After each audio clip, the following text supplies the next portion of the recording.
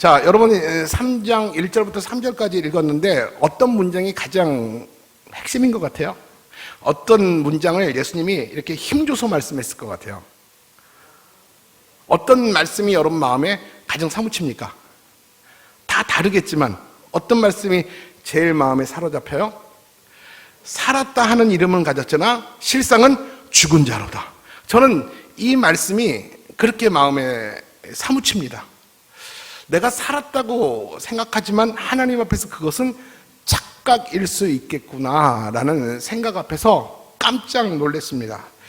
여러분, 하나님이 여러분에게 진정 원하는 것이 무엇인지에 대해서 한 번쯤은 고민해 보셨을 것 같아요. 우리가 신앙생활 하잖아요. 저는 목사잖아요. 하나님이 나 홍성환 목사에게 무엇을 가장 원하실까? 장로님들도 계시고 권사님도 계시고 우리 청년들도 있는데 하나님이 여러분에게, 나에게 뭘 가장 원하실까? 그 원픽이 뭘까? 여러분 고민해 보셨죠? 뭐 같아요? 얘기해 보세요. 뭐 같아요? 주님의 이름으로 드려지는 봉사와 헌신입니까? 아니면 예배의 자리에 나와주고 훈련을 받아주고 기도의 자리에 나오는 거, 하나님이 저와 여러분에게 원하시는 원픽일까요?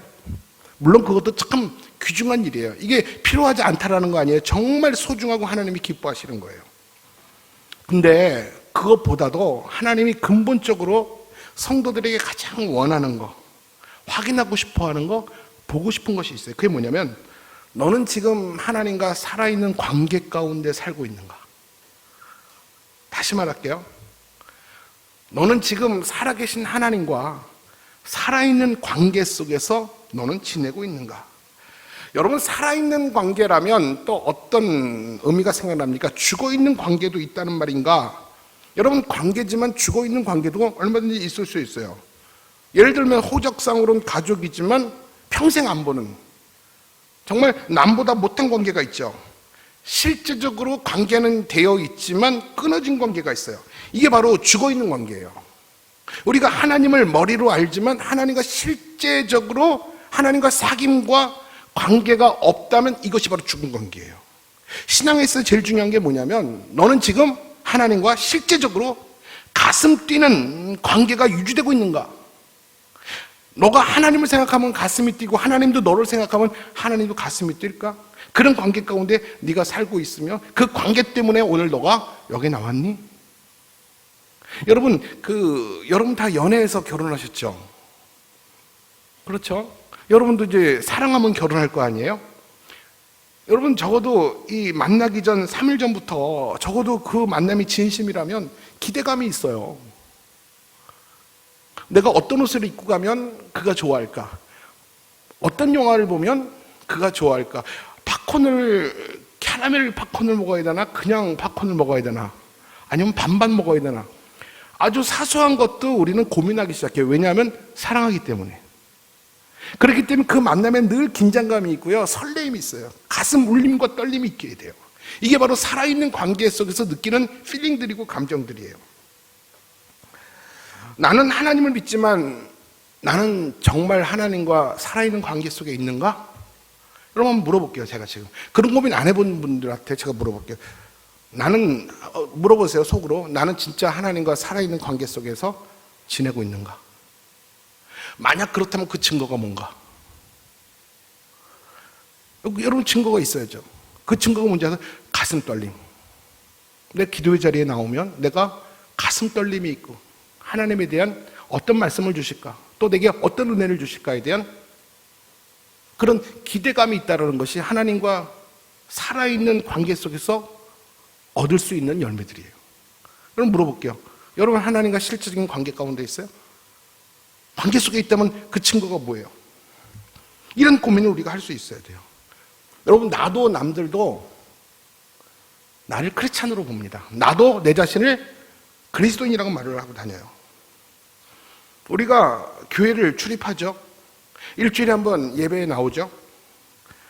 여러분, 봉사하는 것, 아이들을 가르치고 수험원들을 만나서 말씀을 나누는 것, 그리고 일주일에 한 번씩 교회 나와서 청소를 하고 성가대를 하는 것. 여러분, 우리가 이것을 일반적으로 교회 생활, 신앙 생활이라고 말을 합니다. 근데 여러분 물어볼게요. 제가 자주 하는 질문인데 주님 사랑하는 마음 없어도, 주님과 살아있는 관계가 없어도 얼마든지 가능해요. 맞습니까? 틀립니까? 맞잖아요. 여러분 아닌 표정 짓지 마세요. 우리의 모습이 있잖아요. 근데 굳이 주님과 살아있는 교제가 뭐가 필요하지? 라고 얼마든지 생각할 수 있어요. 주님과 예전에 추억만 있어도 얼마든지 할 수 있고, 오래된 습관을 따라 얼마든지 할 수 있고, 나는 책임감이 강하기 때문에 내가 한번 하기로 했으면 나는 어떤 것도 해.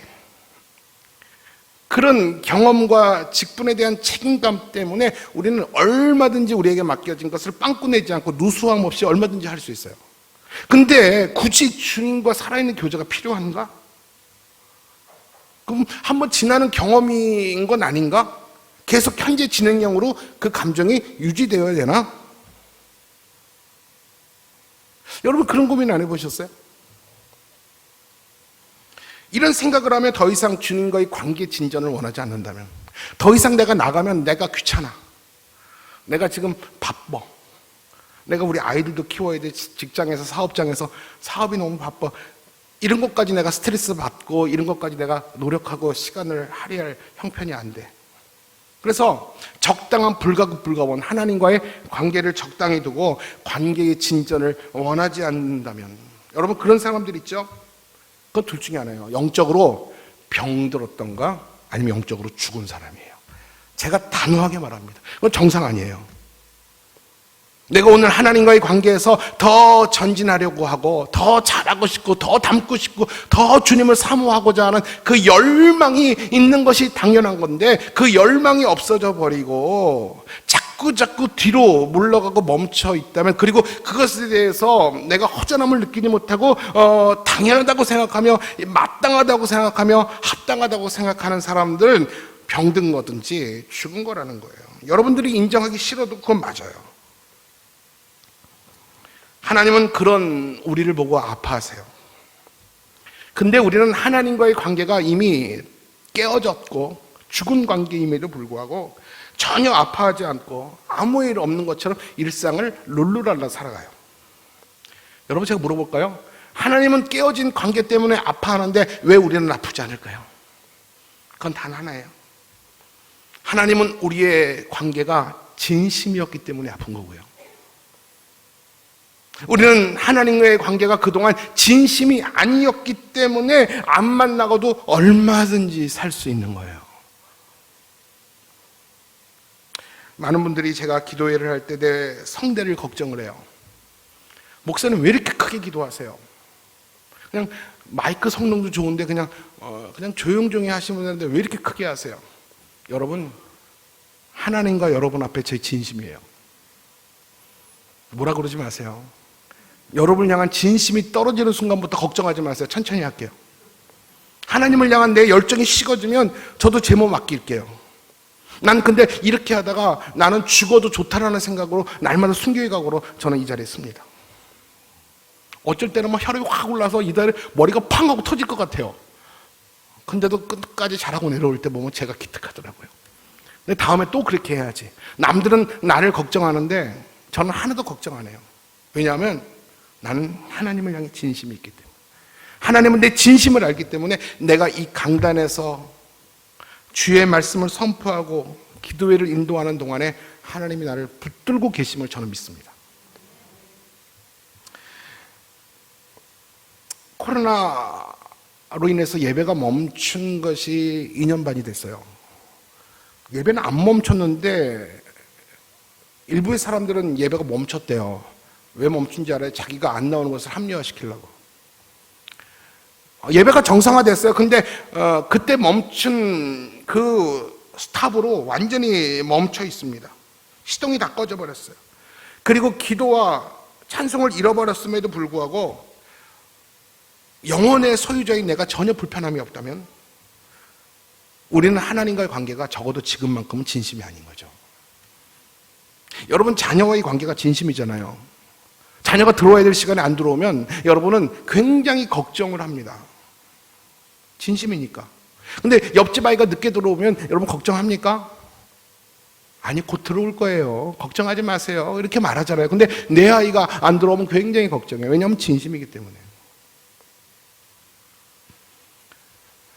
영혼의 호흡이 끊기고 하나님과의 설레임도 없고 두근거림도 없다면, 전혀 반응함이 없다면, 아무리 크게 말씀하고 속을 후벼파도 내게 아무런 영향력이 없다면 하나님과 나의 관계 진심이 아닌 거예요. 영적인 존재인 우리가 주님과 영적인 소통이 멈췄다면 외부적으로 아무리 건강해 보이고 좋은 신앙인처럼 보여도 그것은 오늘 사대교회처럼 살아있다 하지만 죽은 거나 다름없어요. 그런 외적인 모습으로 많은 사람들은 장로님, 목사님이라고 칭찬하고 좋은 신앙인이라고 기도도 유창하게 잘해요. 섬김도 봉사도 너무 잘합니다. 그래서 많은 사람들에게 존경과 명성을 받아요. 근데 하나님과의 관계가 끊어져 있다면, 하나님과의 관계를 더 진전하기를 원하는 마음이 없다면, 오히려 하나님과 깊은 관계를 귀찮아한다면, 내 나름대로 하나님과의 예배를 딱 정해놔요. 일주일에 한 번. 더 이상은 광신자야. 내가 은퇴하고 나갈게, 시간이 있으면. 여러분, 이런 사람들은요, 겉으로 볼 때는 살아있다고 말하지만 바로 죽은 사람이라는 것이죠. 오늘 말씀이 요지인 거예요. 그러나 나를 향한 하나님의 사랑은요, 그런 나를 죽은 상태로 그냥 내버려 두지 않는다는 거예요. 왜냐하면 나를 향한 하나님의 마음은 진심이기 때문에. 하나님을 향한 우리의 마음이 진심이 아닐지라도 나를 향한 하나님의 마음은 진심이에요. 그렇기 때문에 죽은 상태로 내버려 두지 않는다는 거예요. 기다려주세요. 먼저는 기다려주세요. 기다려도 돌아오지 않으면 하나님은 폭풍을 가지고 우리를 찾아와요. 내가 하나님을 안 찾아가도 하나님을 잊고 있는데 하나님은 나를 찾아오더라고요. 그리고 결국 우리의 죽은 행위를 도려내고 당신의 생명으로 다시 고동치게 합니다. 그래서 결국 성도의 삶을 생명 있는 삶으로 바꾸어 가시더라고요. 이게 강제적 은혜 아닙니까? 내가 하나님 원한 거 아니에요. 내가 하나님 찾아간 거 아니에요. 근데 하나님이 폭풍을 가지고 나를 찾아오셔서 당신의 생명으로 다시 살게 하시더라고요. 많은 피를 흘리게 해요. 많은 희생과 많은 아픔과 고통을 당하게 해서라도 이 내 죽어있는 부분을 잘라내서 결국 주님의 피부로 이식시켜서 나를 다시 살려내더라고요. 이게 하나님의 강제적인 은혜라는 것이죠. 하나님은 우리의 영혼을 너무나도 소중히 여겨요. 여러분, 좀 잔인한 말 할게요. 하나님은 여러분 잘 살고 못 살고 여러분의 자녀가 잘 되고 안 되고에 대한 관심은 두 번째예요. 하나님의 첫 번째 관심은 우리의 영혼이에요. 하나님은 우리의 각 사람의 영혼을 굉장히 소중히 여기세요. 세상을 다 얻어도 영혼이 무너지면 다 잃은 거예요. 영혼이 살면 세상을 다 잃어도 그것은 세상을 다 얻은 거예요. 하나님은 우리의 각 사람의 영혼을 소중히 여기기 때문에 가끔은 내가 정말로 소중히 여기는 것을 멈추게 하시더라고요. 하나님 없이는 살아도 내가 이것은 없으면 못 살아요 라고 여기는 그 가장 소중한 것을 하나님은 한순간에 멈추게 하시더라고요. 그리고 네 영혼을 보고 하나님을 보게 하더라고요. 그래서 나에게 진정 필요한 것은 하나님의 사랑이고 하나님의 은혜라는 사실을 알게 하시더라고요. 정신없이 분주한 세상 속에 살다가는요, 그런 하나님의 은혜와 사랑을 깨닫지 못해요. 근데 내 스스로도 브레이크가 고장나서 멈출 수가 없어요. 근데 하나님이 나를 사랑하기 때문에 하나님이 강제적으로 나를 멈추게 하시더라고요. 그리고 너에게 정말 소중한 것이 무엇인지 알게 하세요. 너 영혼이야. 네 영혼이 죽어가는 것을 너는 왜 알지 못하느냐.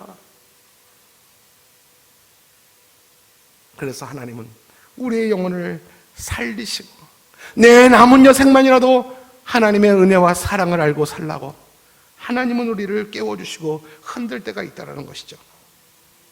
오늘 본문에 사대 교회가 있는 이 사대라는 도시는요, 상업이 발달하여 경제적으로 번성한 도시였어요.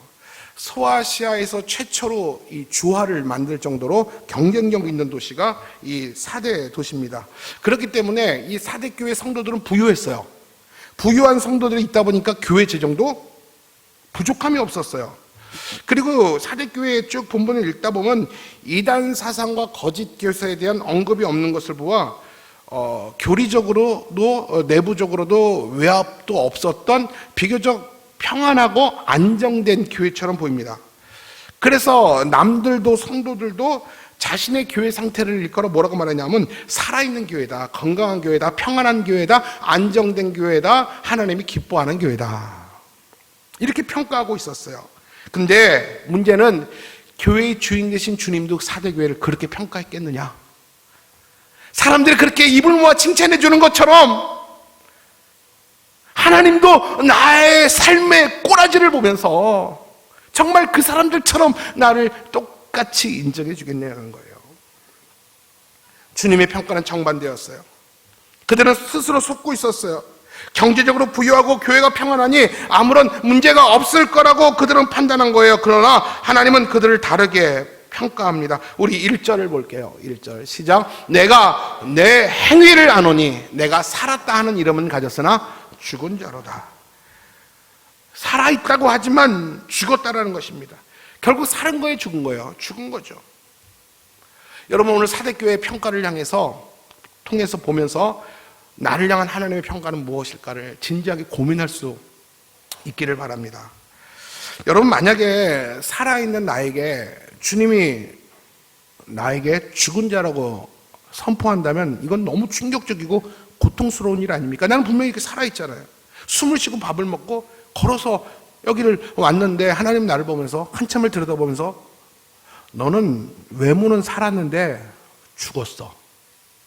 우리 영혼을 들여다보시는 하나님께서, 영혼을 감찰하시는 하나님께서, 우리의 외모 너머에 있는 중심을 살피는 하나님께서 너는 죽었어라고 마지막 판단을 내리신다면 여러분 얼마나 충격적일까요? 아니, 지금이 아니라 마지막 때, 마지막 하나님의 최후의 심판 때 하나님 그리고 까불면서 나왔어요. 저 왔어요. 저 홍성환 왔어요. 근데 내가 너를 알아. 알기는 아는데 너는 죽었어. 이렇게 말한다면 여러분 얼마나 충격이고 얼마나 고통스러울까요? 사대교회는 지금까지 살아있을 뿐만 아니라 건강한 교회라고 자부했어요. 이것은 사람들의 생각이고 명성이지 교회 주인이신 하나님 평가 앞에서는 낙제였어요. 이것이 바로 사람 앞에 보이는 명성과 하나님이 보시는 실제의 차이인 것입니다. 여러분 늘 그러잖아요. 사람은 외모를 보지만 하나님은 중심을 보기 때문에 그래요. 여러분, 그렇기 때문에 우리는 신앙생활하면서 늘 주의할 것이 뭐냐면 인간이 보는 것과 사람이 보는 것과 하나님의 보시는 것의 차이를 알고 인정하는 것이 중요해요. 사람이 보는 것과 하나님이 보는 것 같지 않아요. 같으면 참 좋겠어요. 근데 다를 수도 있다라는 거예요. 사람은 외모에 속아요. 그렇죠. 근데 하나님은 외모에 속지 않아요. 왜 우리가 하나님의 평가를 중요하게 여기냐면요, 언젠가 우리 모두는 하나님 앞에서 최종 평가를 받기 때문에 그래요. 하나님의 평가를 받는 것이 정말 중요하다라는 것이죠. 그렇다면 여러분, 주님께서 보실 때 사대교회의 문제가 뭡니까? 우리 2절 볼게요. 2절, 우리 2절 읽어볼게요. 시작. 내 하나님 앞에서 내 행위에 온전한 것을 찾지 못하였노니. 결국 행위의 문제였어요. 사대교회가 행위가 없었던 것이 아니에요. 행위는 있었지만 온전치 않았어요. 여러분, 이 차이를 아십니까?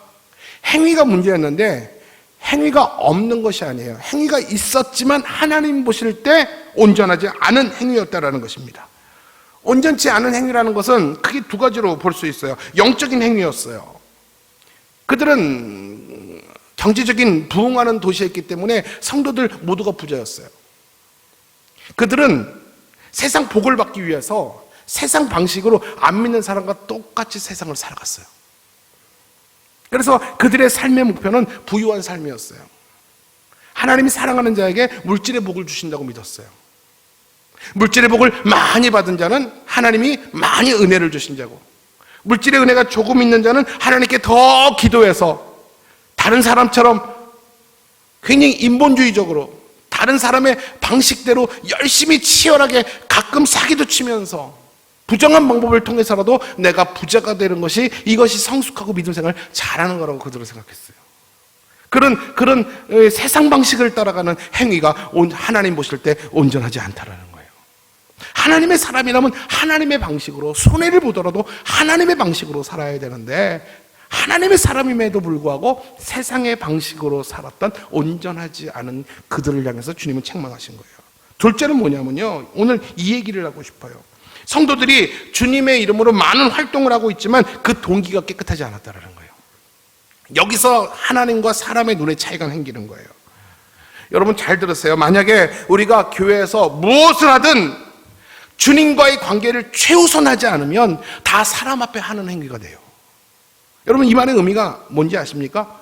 내가 오늘 이렇게 봉사하는 이유, 내가 아이들을 가르치는 이유, 내가 오늘 청소하는 이유, 이것이 사람 앞에서 자랑이 되지 않기 위해서 제일 중요한 것은 뭐냐면 하나님과의 관계가 먼저 우선돼야 돼요. 내가 주님을 사랑하기 때문에, 내가 주님을 너무나도 사랑하는데 내가 할 수 있는 것이 이거밖에 없어서, 이 몸밖에 드릴 것이 없어서 내 삶을 치열하게 하나님 앞에 올려드리는 거예요. 그 관계를 소중하게 여기기 때문에. 여러분 우리가 교회에서 봉사를 할 때 내 교회이기 때문에, 내가 순장이기 때문에, 교사이기 때문에 이런 책임감만 있으면 우리는 진심이 없어도 당분간 얼마든지 서로 어울려서 재밌게 봉사할 수 있어요. 여러분 그것이 신앙이라고 생각하지 마세요. 그게 다라고 생각하지 마세요. 그러나 주님 사랑하는 마음 없이 이런 인간적인 책임감으로 들어지는 모든 행위는 결국 지쳐요. 그러다가 좀 시간이 가면요 서로 투닥투닥 싸워요. 왜 나만 하느냐? 먹는 사람 따로 있고 치우는 사람 따로 있냐? 왜 나오는 사람은 늘 나오고 왜 교구에는 우리밖에 없냐? 안 나온 사람을 향해서 불편한 마음을 갖게 돼요. 교회 안에서 드려지는 봉사와 헌신이 사람들 볼 때는 다 칭찬을 하고 다 감사하지만 주님 사랑하는 마음, 주님과의 관계를 잃어버린 상태에서 드려지는 헌신과 봉사는 다 사람을 지치게 하고 감사와 기쁨도 없어지고 결국 서서히 영적으로 원망하면서 죽어갑니다. 어떤 사람들이 제일 많이 시험 드냐 하면요, 봉사를 제일 많이 하는 사람들이 시험 들어요. 여러분 우리 주위에서 시험 드는 사람의 특징을 보세요. 저 뒷자리에 앉아서 이렇게 팔짱 끼고 잠자는 사람 별로 시험 안 들어요. 진짜로 누가 시험을 제일 많이 드냐면요, 앞장서서 봉사하는 사람들. 큰 소리 치면서 자 빨리빨리 모여 줄 서! 다 빗자루 잡아! 막 그런 사람들 있죠. 밥솥 뚜껑 듣고 자 줄 서! 그래. 넌 이거 하고 넌 저거 해. 그런 사람들 결국 제일 먼저 지치고요, 제일 먼저 눈에서 안 보여요. 왜냐하면 상처받았기 때문에. 자기 말 안 듣고 인정해주지 않고 자기가 드러내지 않으면 시험 들어요. 기쁨도 감사 없고 결국 영적으로 죽어갈 뿐이에요.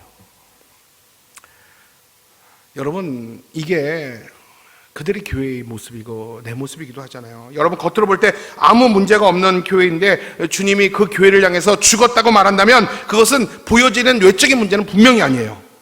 맞죠? 뭐예요? 내면에 은밀하게 숨겨진 죄의 문제, 이 교만의 문제일 수 있어요.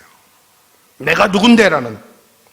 우리 주님은 이렇게 죽어가는 사대교회를 다시 살리기 위해서 하나님은 처방전을 내리시는데 우리 2절 볼게요. 2절 다시 한번 읽게요. 시작. 너는 일깨어 그 남은 바 죽게 된 것을 굳건하게 하라. 내 하나님 앞에서 내 행위에 온전한 것을 찾지 못하였노니. 사대교회는 부유하고 안정된 교회예요. 교회가 외부의 공격과 영적인 유혹이 없다고 해서 평안한 교회는 아닙니다. 우리 교회는 살아있다 건강한 교회다 이렇게 안심하고 다고다고 하는 순간에 보이지 않는 내면의 죄가 계속해서 응축될 수 있어요.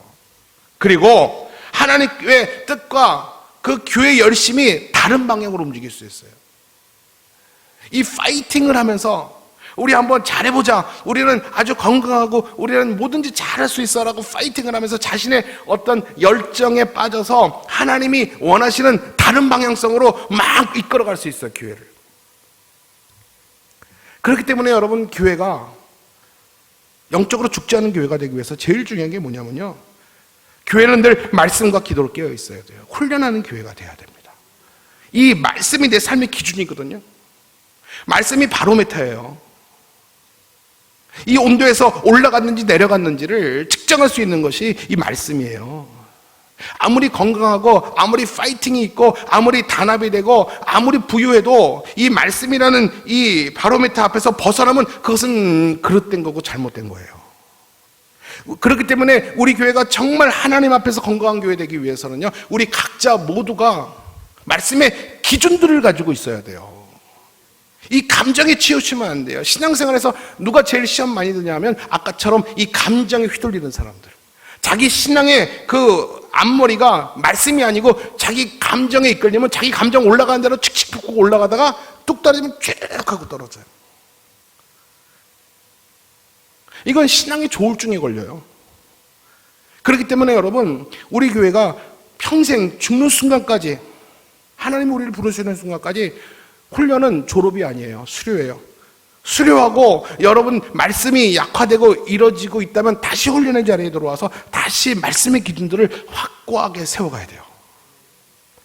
그래서 훈련하는 교회일수록요, 교회는 하나님의 뜻과 방향대로 벗어나지 않아요. 주님은 오늘 사대교회를 향해서, 그리고 오늘 죽어가는 줄도 모르고 죽어가는 교회를 향해서 말씀하고 싶은 것이 뭐냐면 살아있는 교회가 되라는 거예요. 내면이 살아있고 성도들 한 사람 한 사람이 말씀과 기도로 깨어있는 그런 교회가 되라는 거예요. 그렇다면 죽어가는 교회가 생명력 있는 교회가 되기 위해서 가장 필요한 것이 뭐냐 하면, 가장 먼저 해야 될 것이 뭐냐 하면, 우리 이렇게 말합니다. 요한복음 11장 32절 한 절 말씀 볼게요. 자, 여러분 오늘 이 말씀 살아있기 위해서 우리가 뭘 해야 되나? 이 말씀에서 포인트가 있어요. 우리 같이 읽을게요. 시작. 마리아가 예수 계신 곳에 가서 배웠고 그 발 아래 엎드려 이르되, 주께서 여기 계셨더라면 내 오라버니가 죽지 아니하였나이겠나이다 하더라. 여러분, 이 오라버니가 누구예요? 나사로를 얘기하는 거예요. 나사로를. 주님이 여기 계시면 나사로가 죽지 않았을 것입니다. 여러분, 나사로는 분명히 예수님이 당도하기 전에 이미 죽었던 사람입니다. 근데 주님이 그를 살려주셨습니다. 여러분, 이 나사로를 볼 때 그 2000년 전에 그 인물로 보지 마시고 그 나사로를 현재의 교회와 성도로 비교해서 한번 말씀을 나누셨으면 은혜가 될 것 같아요. 나사로 누이가 원망하죠. 예수님께서 여기 계셨다면 나사로는 죽지 않았을 텐데. 맞습니다, 여러분. 주님과 현재 살아있는 교제가 있으면 영혼은 죽지 않고 영향력 있게 살아가게 돼 있어요. 주님이 오늘 여기 계시면, 오늘 현존하시는 주님과 내가 살아있는 교제가 있다면 나는 절대 죽지 않습니다. 만약 여러분 지금 주님과 살아있는 교제가 점점 희미해져가고 과거의 추억이 되고 있다면 마치 나사로가 돌에 막아놓은 굴에 갇힌 것처럼 우리 영혼이 숨이 막히고 답답하고 죽어가고 있다는 증거예요. 주님은 나사로를 살리기 전에 짧게 한마디 하십니다. 뭐라고 말합니까? 나사로야 나와라. 그 말하기 전에 무슨 말 먼저 하시는지 아십니까? 아시는 분? 아시는 분? 나사로 무덤을 찾아가시잖아요. 그리고 나사로에게 제일 먼저 사람들에게 무엇을 요구합니까? 돌을 옮겨놓으라. 우리를 죽게 하는 죽음의 돌을 옮겨놓으라는 거예요. 하나님과 우리의 관계를 마르게 하고 삭막하게 하는 내 삶의 문제의 돌을 치우라는 거예요. 그 돌이 더 이상 하나님과 우리의 관계를 막지 말라는 것이죠. 만약 그 돌이 이 죄의 문제라면 그 죄가 무엇이든지 정직하게 하나님께 고백하고 쏟아넣으라는 거. 당장 여러분, 하나님과 우리 사이에 죄가 갇히면 여러분들이 기도가 안 돼요. 답답하고요. 기도가 나오지가 않아요. 이 죄에 눌려있기 때문에. 마치 나사로를 막아놓은 이 돌처럼 이 죄의 문제가 하나님과의 관계에 있어서 내 숨을 틀어 막고 있는 거예요. 여러분, 이 돌을 치우지 않는 한 내 안에 영적인 회복은 경험할 수 없어요. 오늘 당장 그 죄가 어떤 죄일지라도 오늘 하나님 앞에 정직하게 고백하셔야 돼요. 하나님, 내가 이런 은밀한 죄, 습관적인 죄 앞에서 내가 매일 넘어집니다. 이 돌의 문제 때문에, 이 죄의 문제 때문에 내가 마음의 평안을 잃었습니다. 여러분, 쏟아놓으셔야 돼요. 이 돌을 치워야 돼요. 오늘 이 밤에 여러분 길가의 12돌을 아무리 12번 11번 나와도요, 이 돌의 문제, 이 굴에서 답답하게 기도하면 응답이 없어요. 하나님을 만나는 시원함이 없어요. 나사로가 다시 살기 위해서는 돌을 치워야 돼요. 또 그 돌이 내 육신의 질병과 육체의 약함이라면 그것으로부터 오는 두려움이라는 돌을 치워야 돼요. 여러분, 그 병 때문에 죽는 것이 아니라 그 병의 두려움 때문에 죽어가요. 육신의 연약함, 질병의 연약함이라는 돌의 두려움을 우리가 믿음으로 치워내야 됩니다. 예수님이 이미 죽은 나사로를 살렸어요. 죽어가는 나사로를 살린 게 아니라 이미 죽은 지 사흘이나 되는 소망 없는 나사로를 주님이 살렸어요. 여러분, 이게 무슨 의미인지 아십니까? 주님 앞에 늦은 것이란 없다라는 거예요. 주님 앞에 늦지 않았어요. 후회하고 늦었다 하는 순간이 지금이 중요해요. 지금 나를 옥죄고 있는 삶의 무거운 돌을 치워야 영적으로 죽어가는 나를 살릴 수가 있는 거예요. 오늘 이런 믿음과 확신 가지고 주님과의 관계를 막는 이 돌이 어떤 것일지라도 여러분 치워내시길 바랍니다. 그래야지 내 영혼이 생명력 있는 삶을 살게 됩니다. 이것이 가장 중요해요. 나사로가 걸어 나오기 위해서는요, 돌을 치워야 돼요. 돌을 치워야 돼요. 오늘 돌을 치우겠다라는 의지가 여러분 안에 있기를 바랍니다.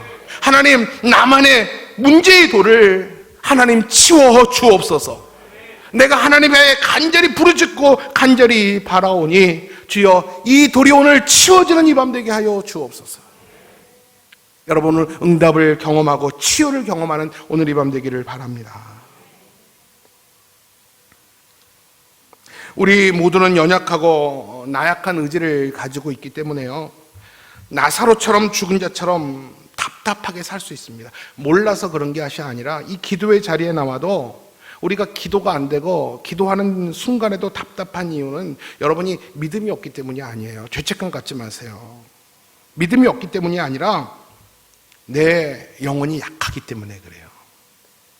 연약하기 때문에 그래요. 그래서 답답한 거예요. 그때 우리가 반드시 많은 의심과 두려움이 있지만 우리가 반드시 그 순간에 기억하고 붙잡아야 될 것이 있어요. 아직 늦지 않았다. 나를 다시 살릴 수 있는 분은 오직 그리스도 예수라는 사실입니다. 여러분, 남들이 다 소리내어 기도하고 간절히 메어 달리며 기도하는데 나만 맹숭맹숭하고 기도하고 싶은데도 기도가 되지 않고 답답한 영혼들이 있다면 여러분에게 삶의 돌을 치워주실 분은 우리 예수 그리스도십니다. 아직 늦지 않았어요. 괜찮아요. 주여, 지금입니다. 내 돌을 치워 주옵소서. 그런 은혜와 고백이 있기를 바라요. 마지막으로 우리 주님은요, 죽어가는 위기 가운데 있는 사대교회를 향해서 다시 생명력 있는 믿음의 공동체가 되도록 5가지 동사를 주십니다. 우리 2절 3절을 볼 텐데 이 5가지 동사를 한번 찾아보세요. 5가지 동사. 시작. 너는 읽게 잠깐만, 노란색에 돼 있구나. 자, 같이 읽을게요. 시작. 그 남은 바 죽게 된 것을 굳건하게 하라. 내 하나님 앞에 내 행위에 온전한 것을 찾지 못하였노니 그러므로 내가 어떻게 받았으며 어떻게 들었는지 생각하고 지켜 회개하라. 만일 읽히지 아니하면 내가 도둑같이 이르니니 어느 때 내가 이르는지 내가 알지 못하리라. 깨어라. 2번째가 뭐예요? 굳건하게 하라. 그리고 3번째가 생각하라. 지키라. 믿음의 자리, 승리의 자리를 지켜라. 목숨 걸고 지켜라. 그리고 하나님 앞에 잘못된 것, 삐뚤어진 것, 어긋난 거 있으면 그때그때 회개하라. 이 모든 것이 은혜의 명령어입니다. 여러분, 이 5가지 이 명령을 여러분 스스로에게 던지십시오. 데럴 존슨이라는 성경 해석 학자가 있어요.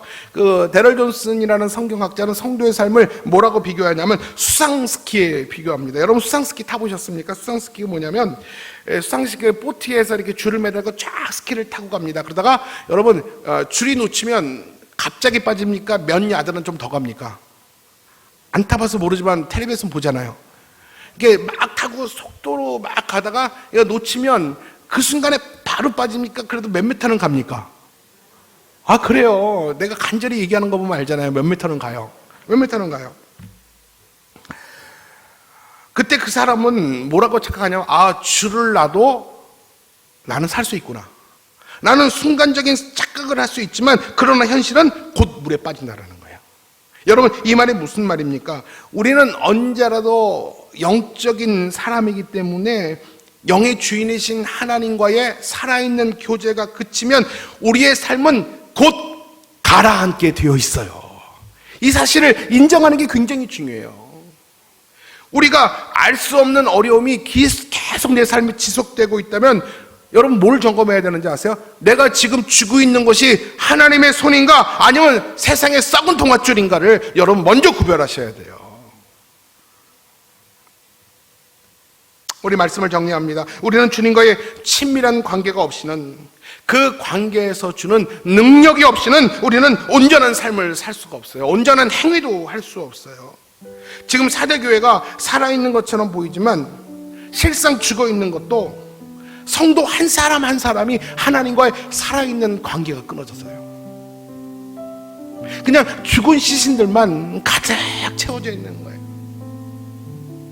그리고 경제력이 있으니까 좋은 옷 입고 얼굴에 구루무 바르고 얼굴이 반짝반짝 빛나고 말짱하게 화장하고 명품백 들고 다니고 좋은 차 타고 다니면서 주차장을 가득 채우고, 내가 다니는 교회는 불신자들도 다 할 수 있는 1%의 브랜드 있는 교회고,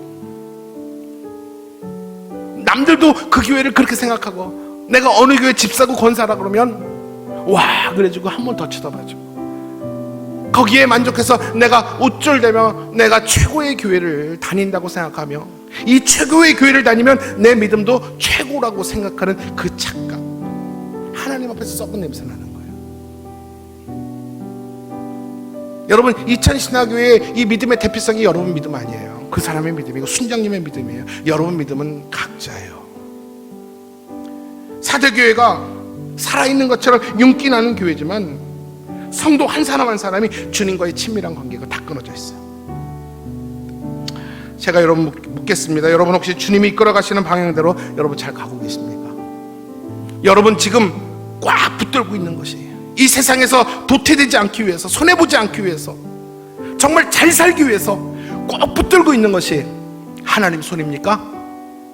아니면 있다가 없어질 썩어질 동아줄을 붙들고 하나님처럼 살고 있습니까? 여러분들이 지금 열심히 속도를 내면서 가는 방향이 하나님이 원하시는 방향으로 가고 있어요?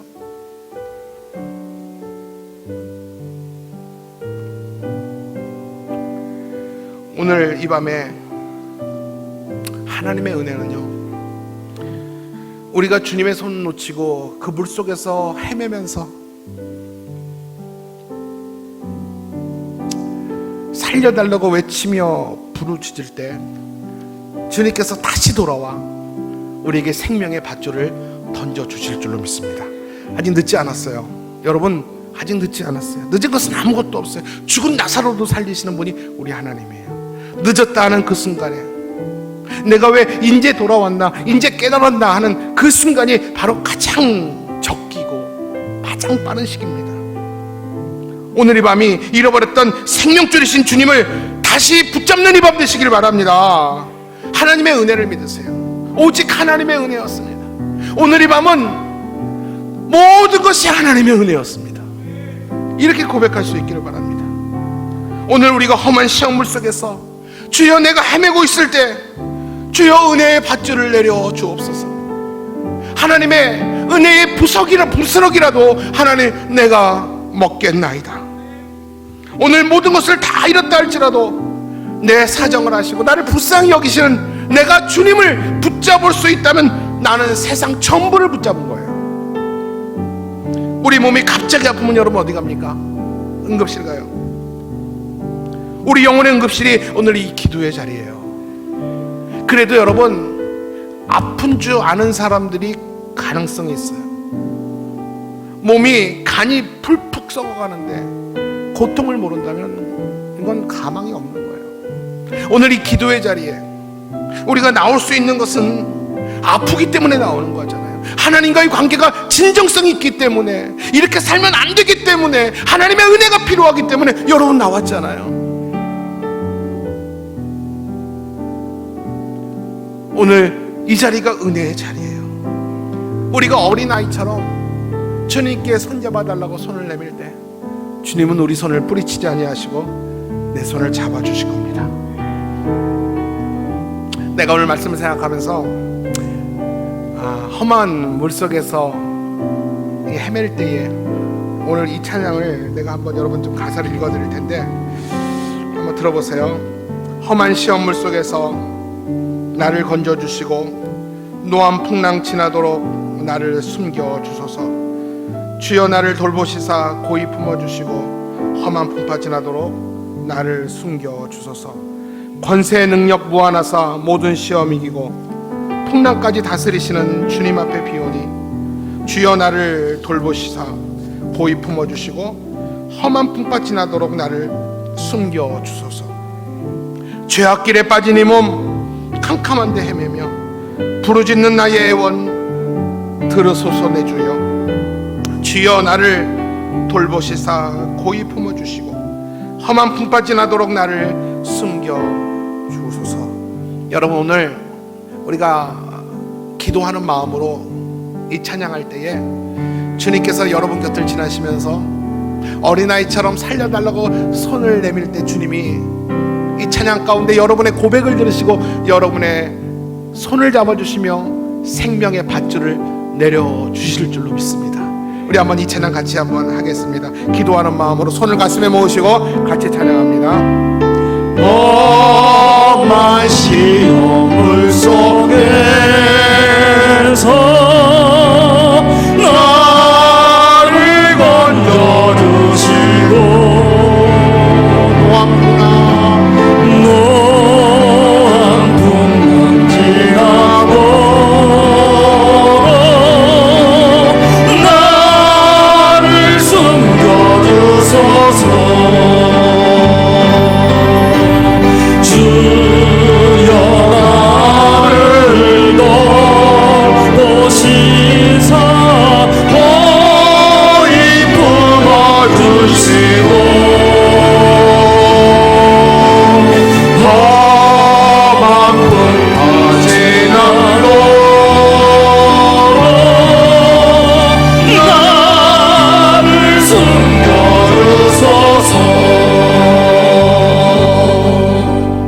여러분 같이 기도하겠습니다.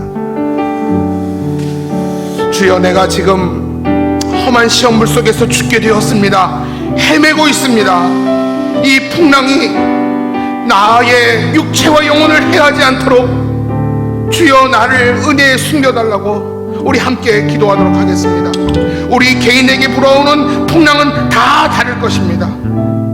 내게 닥쳐온 환난이나 고통이나 질병의 풍랑이 오늘 나를 두렵게 하지만 풍랑 위로 걸어오시는 주님을 보게 하시고 그 손 붙들고 이 풍랑 위를 걷게 해달라고, 주의 은혜를 달라고, 풍랑 위를 걸어오시는 주님께 안기는 은혜가 있게 해달라고 우리 다 같이 한번 주의 손 붙들고 같이 한번 기도하겠습니다.